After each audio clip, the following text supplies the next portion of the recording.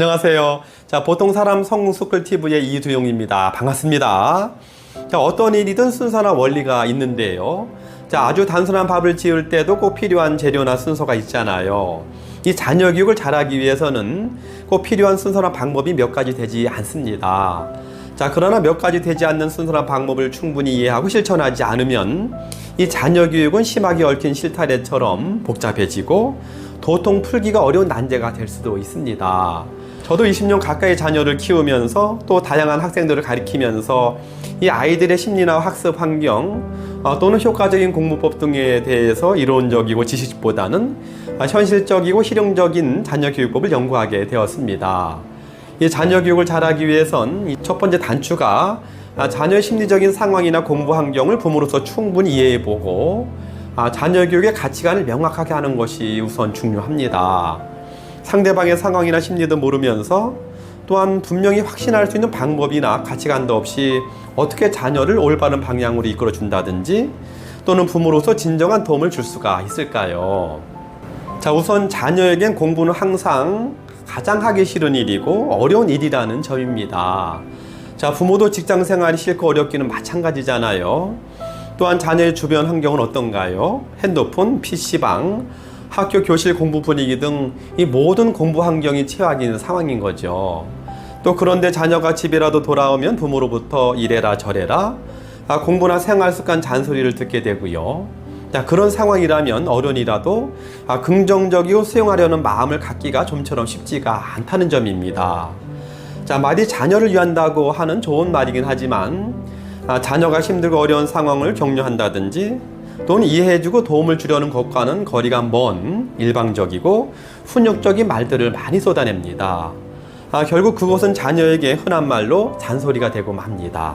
자, 왜냐하면 아무리 좋은 뜻의 말이라 하더라도 이 상대방에게 용기나 격려, 기쁨이나 신념을 주는 것이 아니라면 결국 어느 누구에게나 또는 어떤 상황에서든 잔소리가 되고 맙니다. 자녀들은 그래도 집에 들어와서는 부모에게 바라는 5가지 마음이 있다고 하는데요. 자, 첫째는 부모가 나를 인간적으로 대해주는구나 라는 존중과 사랑의 마음이고요. 자, 두 번째로 부모가 나의 행동을 이해해 주려고 하는구나 라는 이해와 수용의 마음을 갖고 싶어 하고요. 다음 세 번째로 부모가 내가 편히 대화할 수 있는 친구와 같은 상대구나 라는 동질감과 친화력을 느끼고 싶어 한다고 합니다. 다음 네 번째로는 부모가 나의 말을 집중하여 잘 듣고 있구나 라는 적극적인 경청을 원한다고 하고요. 자, 마지막으로 5번째 동기부여인데요.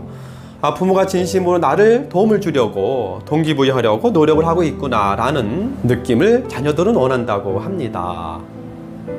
자, 그런데 현실은 어떤가요?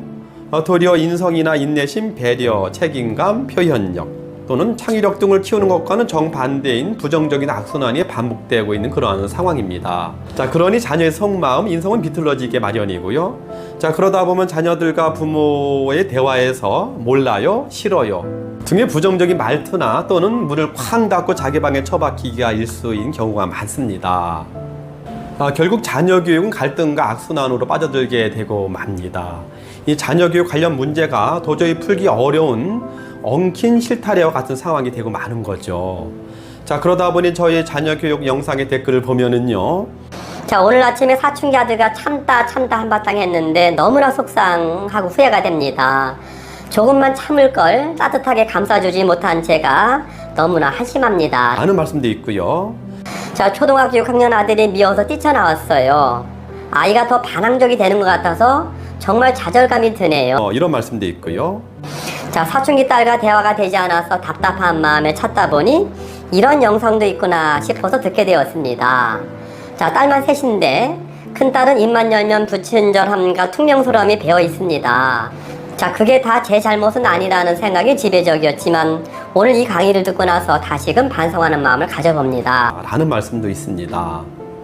정말 이것은 누구의 잘못이라고 탓하기 어려운 우리 모두가 고민하고 있는 이 자녀 교육이 어려운 현실입니다. 그러나 부모가 먹고 사는 일이나 어디를 놀러 가는 일에 대해서 많은 계획이나 노력을 하면서 이 정작 자녀 교육에 관련해서는 별다른 공부나 지혜로운 노력을 하지 않는다는 점입니다. 자, 우선 부모는 이 3가지 마음을 가져야 한다고 봅니다. 자, 첫째는 자녀에겐 아무런 효과도 없는 잔소리로만 교육을 하려고 해서 정말 미안하구나 라는 자녀에게 미안해하는 마음. 다음 두 번째로, 자, 부모인 내가 먼저 변화해야 하는데 그렇게 못하면서 자녀에게 잔소리만 했구나 라는 반성의 마음. 다음 세 번째로, 자녀 교육을 잘 배워서 꼭 실천해야 되겠구나 라는 배움과 실천의 마음이 필요합니다. 자, 그런 다음에라면 부모의 마음도 편하게 되고요.